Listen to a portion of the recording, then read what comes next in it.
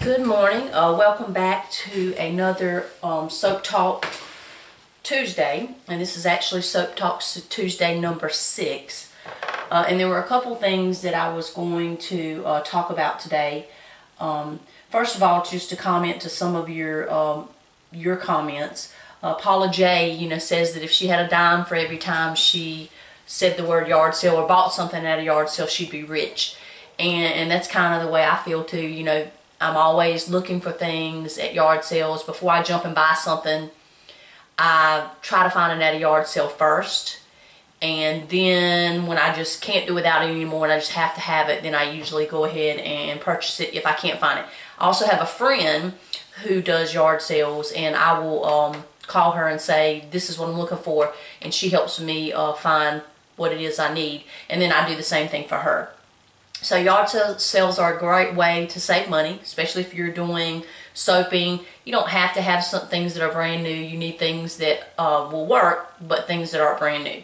Now, talking about yard sales, I have been purchasing crock pots, and the batch of soap that I make takes this size crock pot, and I wasn't really sure what size it was. So I measured out some water and figured out that these are 6-quart crock pots, and I did buy those at Walmart. I got those on the Black Friday. I think a year or maybe even 2 years ago. I bought about 7 or 8 boxes of them and just put them upstairs until I needed them. So I paid like $10, which is more than a yard sale, but that was before I really got into, and it probably was 2 years ago. That's before I really got into yard sales real heavy. So I just had those upstairs. I actually was saving some of them. I just said, well, I'll probably give them as gifts. I did give a couple as gifts, and then I used a couple. But I like to have 3 crock pots cooking whenever I'm making soap. And not all the time, but I like to. And the other crock pot was a little smaller anyway, so I didn't like using it, but I used it anyway. But it would come up to the edge when you added your superfats and stuff in. And then when you tried to finish cooking, I just didn't like it. It was hard to stir. So that's the one. Apparently the ceramic part right here cracked, and it would just drip into the bottom of the base. I mean, not a lot, but just a little bit. And it seemed to be getting worse. At first it was just a little tiny bit, and then it seemed like it was a couple tablespoons. So I decided it was time to retire that crock pot. So what I did is I took the this is not it, but it looked almost like this. I took the knob off, and I kept the knob, and I took the lid off, this part up here, and I kept this part, and I threw away the other part and the base and that, because I didn't have another crock pot that matched it perfectly. So I need another one this morning because I want to get 3 batches of soap going. I'm almost out of lard soap, and I really need to get some going, and I just want to go ahead and make 3 batches of it to be done so that I don't have to make it again in a week. So I need a crock pot. I found one in the pantry.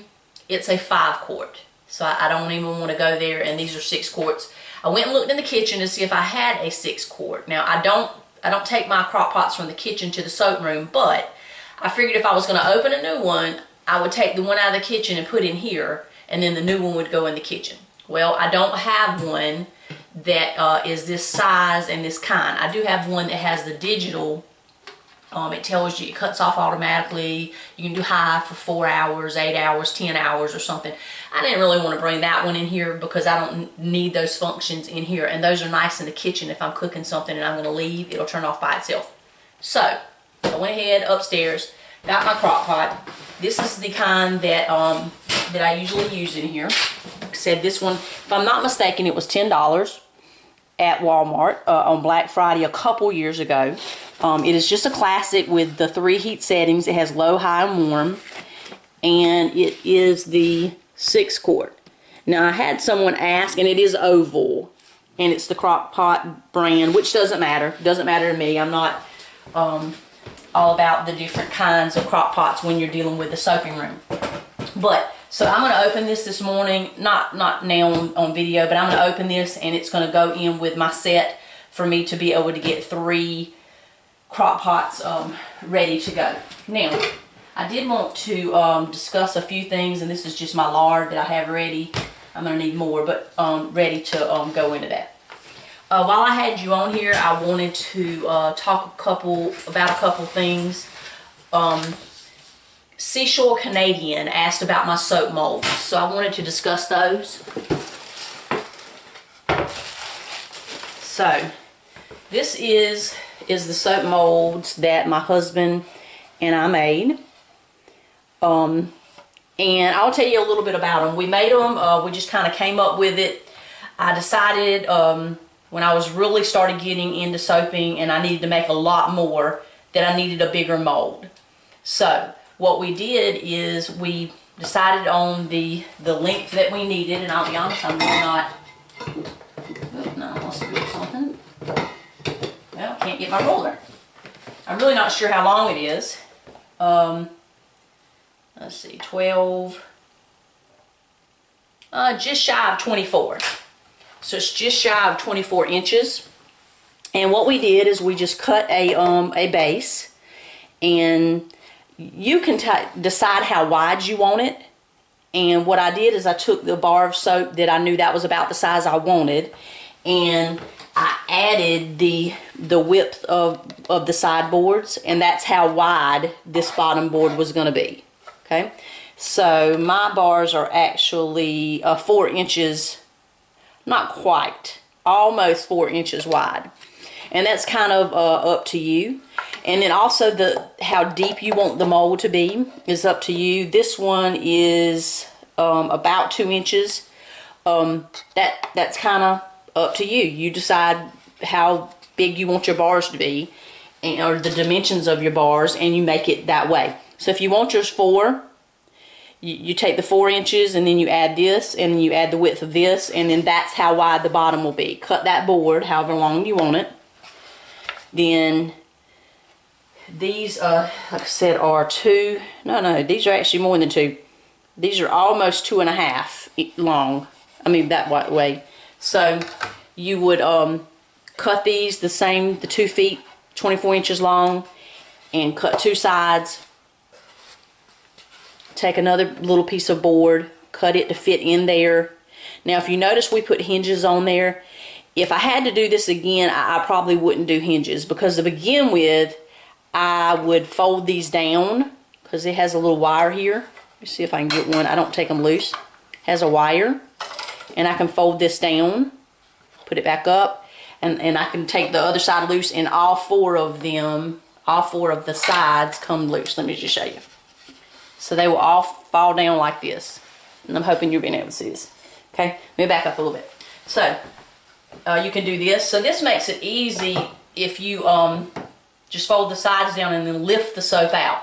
However, because I use the liner, I don't need to fold it down. So if I had to make these again to suit my needs, I won't worry about having hinges and wires on it.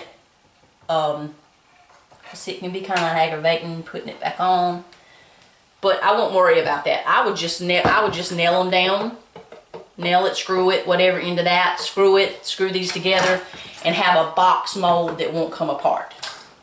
And then what I do is, let me get this back together and I'll show you. I use these. This is a shelf liner that I found at Walmart, and it just has a, let you see the texture on this side, and then on this side is the same texture. Now I have 2, actually no, that's not the one I use. This is the one I've been using. This one has a white side on it like that, and then it has a cream looking side. But what I do is I just cut them to fit, and I have to trim it up a little bit more. I put it in there, and actually here's one that I've been using. Yeah, I'm telling y'all wrong.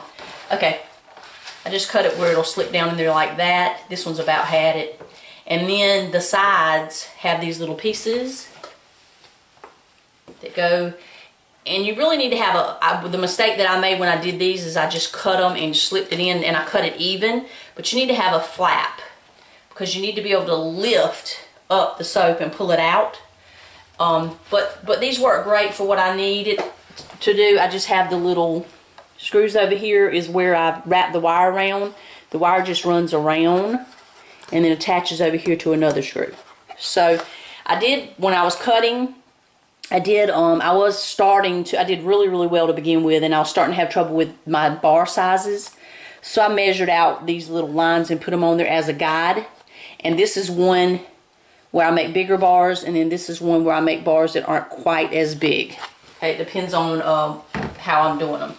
So that's my mold. It's made out of shelving board. I got it at Lowe's, and I didn't sand it, stain it, or anything. Actually, I did sand it. I cut the pieces, kind of put it together, didn't put it together, but kind of looked to see if it was going to fit together. Sanded all the pieces really well, and then my husband and I put them together with the hinges, and then put the wires on the end. But like I said, if I was going to do it again, I wouldn't even bother with hinges and screws. I would just actually make the wood box, and then the mold would just fit down and come right out. But I was learning, and so you learn as you go. But I actually have 6 of these. So I have 6 molds. So if I have 3 pots that I just finished and I need to do 3 more the next day, then I can go ahead. But I'll be honest, I never rarely use any more than 3. So that is about my soap molds, and that went out to Seashore Canadian. Thank you for asking that. And if you have any more questions about the molds, I'll be glad to answer them for you. You can just let me know. And oh Jesus. Okay.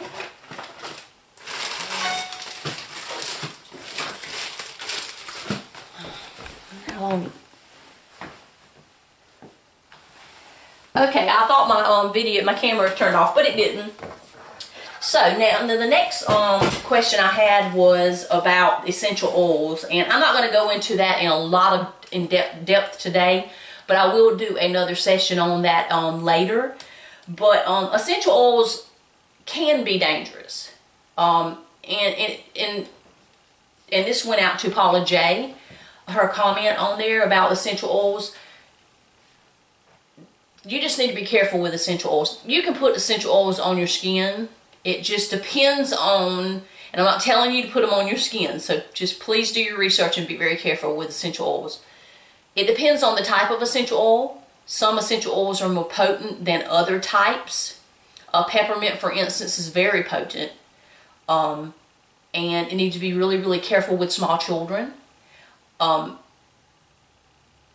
Essential oils aren't recommended for use on really small children. And I'm not sure of the age of that, so you would need to look that up. I want to say under 1. It might be 3, but I want to say it's 1 and under 1. Don't use essential oils on them. But you really need to research that. I don't want to give any false information. That's why I'm not going to go in a lot of depth about that today. I really want to research and make sure I have my facts straight. But some people say don't ingest oil. Some people say you can. It depends on the oil. It depends on the percentage. And it depends on the person. I would be very, very cautious, and I would really, really do my research before I did anything like that.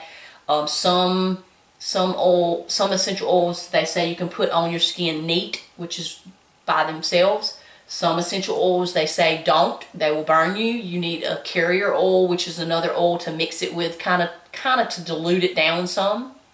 So just do your research on that.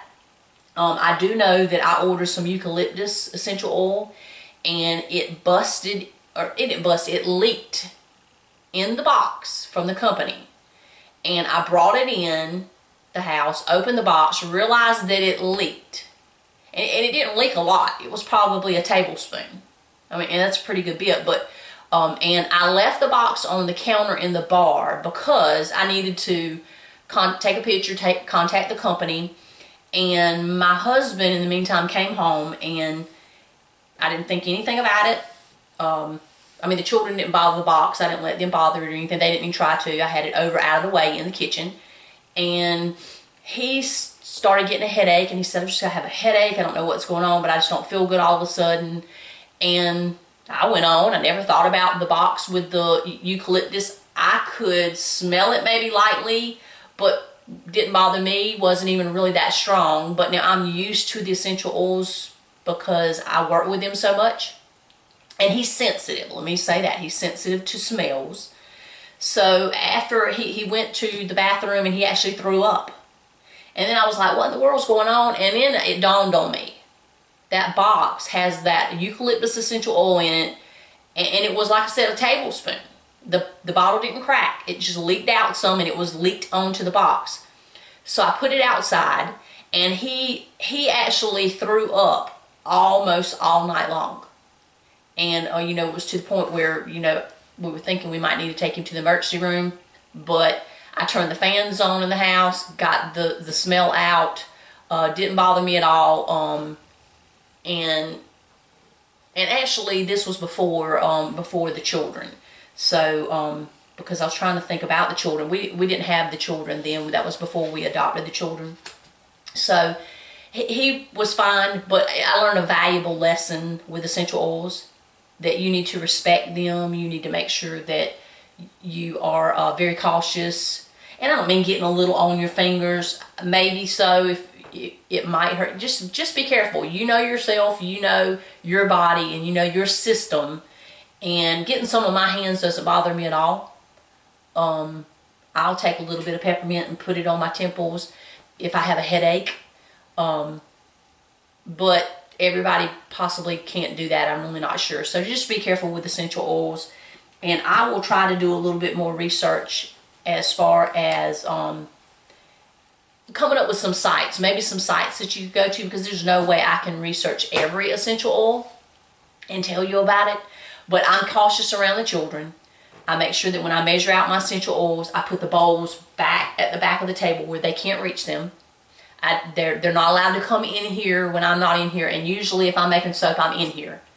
I keep my bottles up in a top cabinet, in lid, you know, with the lids tightly closed, where they would have to actually climb on the top of the counter, and they definitely don't ever do that. But I keep them up there out of the way, and I'm just careful as far as any other thing too, because it's not like it's you know, Kool-Aid or something that they could just drink and they would be okay. You know, it could really hurt them, and so just be careful with it. Be a little cautious, and don't leave it out where the children can get it.